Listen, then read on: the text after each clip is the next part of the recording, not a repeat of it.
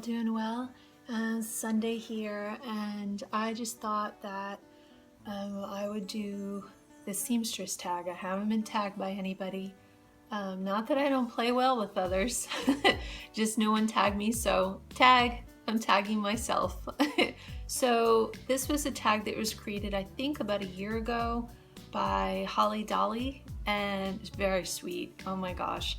And I thought that I would do it. I've watched so many people's videos and I've loved them. I hope mine is interesting too. Sorry, the braids today are, I'm doing a coconut oil mask on my hair. And I have one of my headpieces in. I've unpacked them for the summer, so trying to hide the humidity hair, which would be like out to here right now. So anyway, let's get to the questions.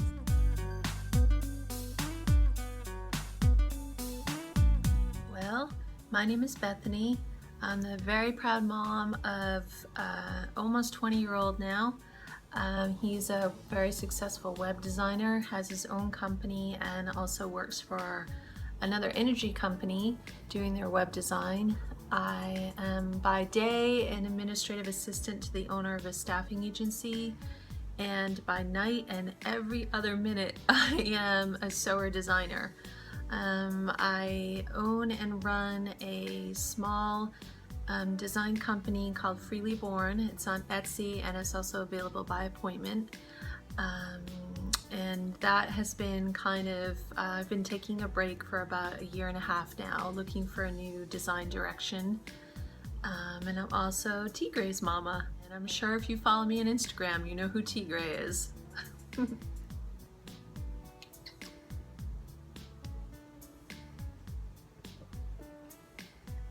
There he is.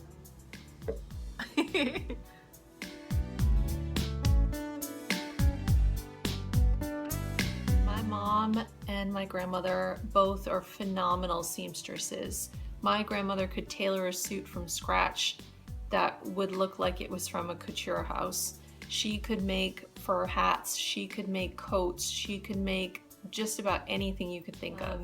They were just phenomenally gifted. I was a tomboy, like unbelievable. I played every sport. I was on boys teams. I played, you know, anything you could think of, from volleyball, softball, basketball, baseball, track and field. The only thing they wouldn't let me play was hockey, which is very upsetting because that's my favorite sport. But I was constantly covered with band-aids and bleeding and dirty and like a total tomboy, off playing with the boys every single day. And I had no interest in sewing because sewing was like girly, frilly, silly stuff. And to me, it was more important for sports. So I had no idea that I would ever want to do this. When I was really little, maybe like 4 or 5, my mom had gotten me this little sewing machine. It was maybe about this big.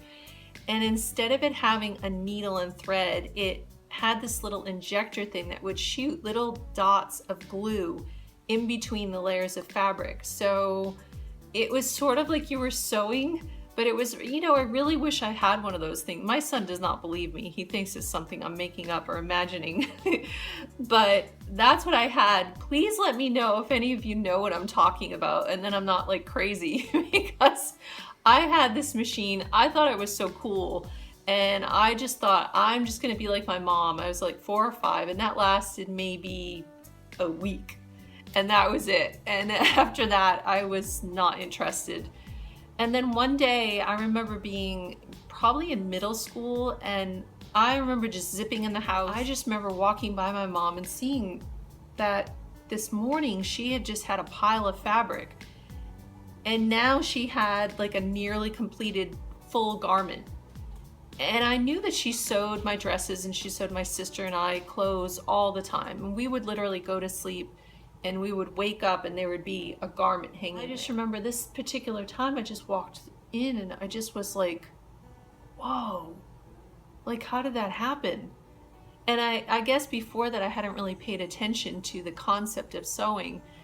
And at that point, I remember asking her, can you show me how to do that? And she was like, yeah, of course I can. Now, as far as me sewing, I didn't really do anything serious when I was living at home. When I had left and gone on my own, gotten married, then I really started sewing. Then I, became really obsessed with trying to, what did I do with my necklace? Trying to create all of the couture that I had fallen in love with when I was in high school.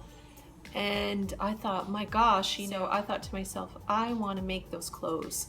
And that's when I really, from my teens to when I left home to, when I was on my own, I really became obsessed with sewing.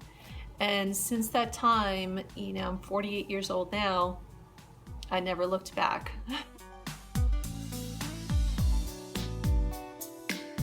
I have 3 actually. Well, the first one I would say is very sentimental to me. My son's dad's family, they're all Sicilian.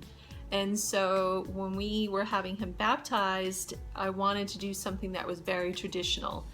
And in the tradition, in Europe, the boys are, I think, still christened in like dresses and robes. So I wanted to make that for my son. So this is his christening gown and the little dress underneath.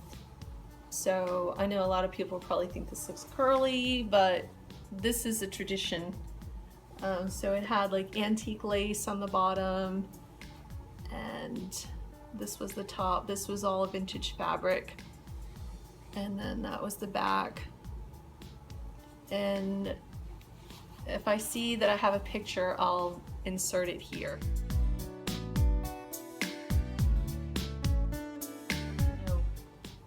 Busy mommy threw that together, and I was so proud. The second I would have to say is this purse. This is many years old now. This is when I was doing a lot of assemblage, collage type stuff, and I had done this with this little hanger. And it says Veritas that I'd stamped. This is all antique lace on here. This is antique lace, and then the vintage button that actually used to be my grandmother's. And then the strap is all collaged. And I was very proud because I had taken a chance and submitted it to Haute Handbags magazine, and they have published it, and I was really happy. I was like, woo! So that, was really a very proud moment. That would be one. And then the last one is just, I guess it's also sentimental. I used to have, many years ago when my son was little, I had a line of children's clothing. It was called Ruby and Ida's, and it was a 1, 2, 3, 4, 5-piece outfit. It was the skirt, I had done like an antique petticoat that was all done with antique lace underneath. It had a little pocket here. This was leather, the belt, and then the little top actually came off the shoulders. It was a real peasant top. And I just literally, to this day, this is so special to me. I mean, it really looked like she was in Tuscany and not the college in Rhode Island that we used for the photo shoot. So that's a very proud make too.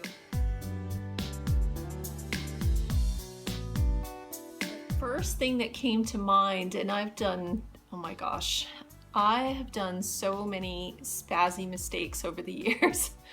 So many times, I will sit down and I get really into, sewing and creating and everything, and before I know it, I'm so far into my little dream world that I'm not even paying attention.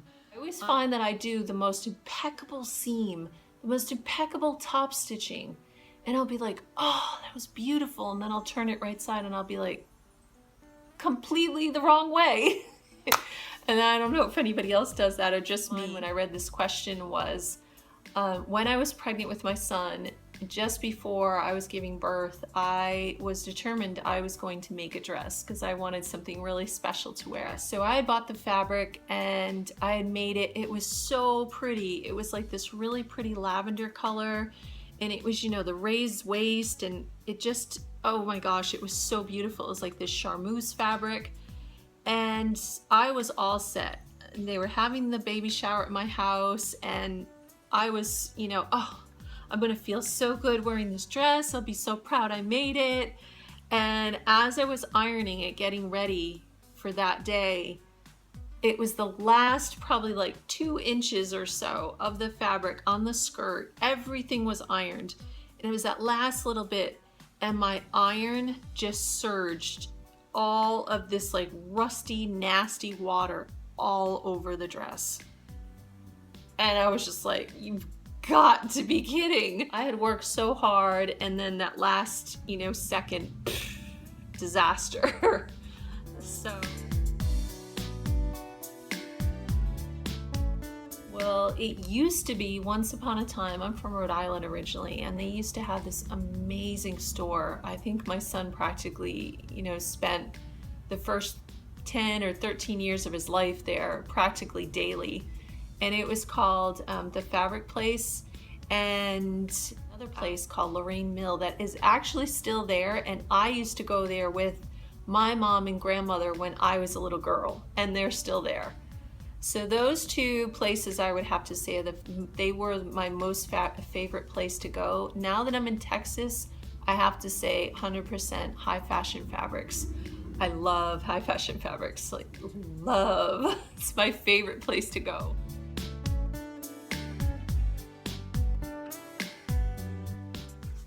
Probably something that looks a little like this. Seriously. This will make a really nice bag. I don't have a particular pattern. I would probably say probably the cardboard template that I did this bag. You know, just like basically a square with a couple of notches at the bottom that you do like the side pleats, and that's it. That would probably be my most used pattern. It's kind of lame.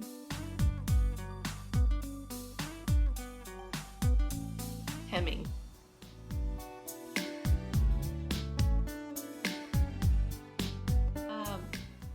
Getting fabric, laying out fabric, holding fabric, cutting out fabric, talking about fabric, any of those are like my most favorite sewing tasks. As much as I love watching sewing vlogs and tutorials, and sometimes I do put those out and I get really, you know, caught up, but that's the problem. I get too caught up. So I'm here at my sewing machine and I'm doing this the whole time and watching and not paying attention. Now I can have a movie on, and especially if it's a movie I've seen so many times, and I don't pay attention so much. I know there's certain key scenes that I'll stop and I'll watch, but I love watching Project Runway. I love the Rachel Zoe Project. I love any movie to do with sewing. So from Enchanted, when she, you know, uses the curtains and all of the linens in the house to make dresses. I love the movie Sequins.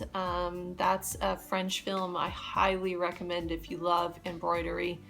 I love Devil Wears Prada.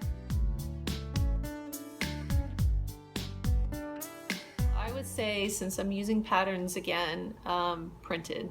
I don't have time for a PDF.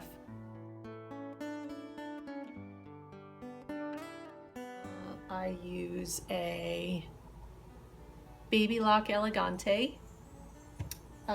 This is probably I don't even know, 12 years old. It's really old. Likewise, my serger, which is a Pfaff Coverlock 4862.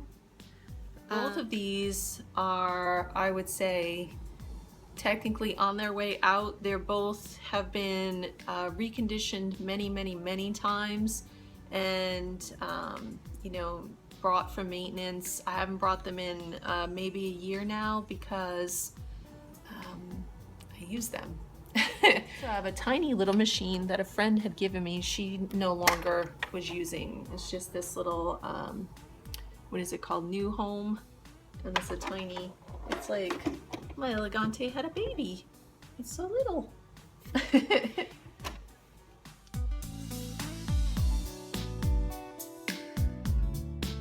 Reading, love reading. Occasionally I knit. I only know how to do the knit stitch. I don't know how to do anything else, but that's definitely on my list of one day I want to learn how to knit. I love photography. I love going to museums. I love just designing. I'm always designing. And I definitely love hockey. I love hockey. I cannot even tell you how much I love hockey. And playing with Tigray.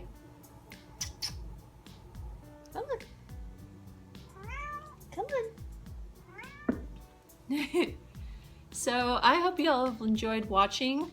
I hope you have a wonderful day. Thanks so much for letting me share. Thanks so much for all of the subscribers. I looked, I was like 257 subscribers. Oh my gosh, I can't even think that anybody would be interested in watching me. It took me the better part of maybe 3 years to even start my channel, just for fear and basically insecurity.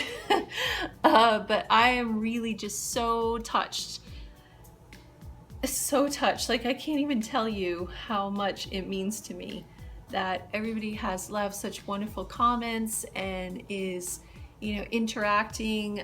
I'm just so thankful. So I just hope you all have a wonderful weekend, have lots of fun, and I will talk to you soon. I think the next video I'm going to be filming is a little studio area tour.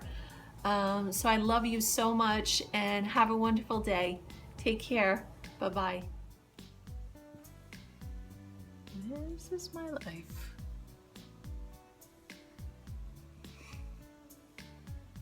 What are you doing? What are you doing? Do you mind? I'm trying to film.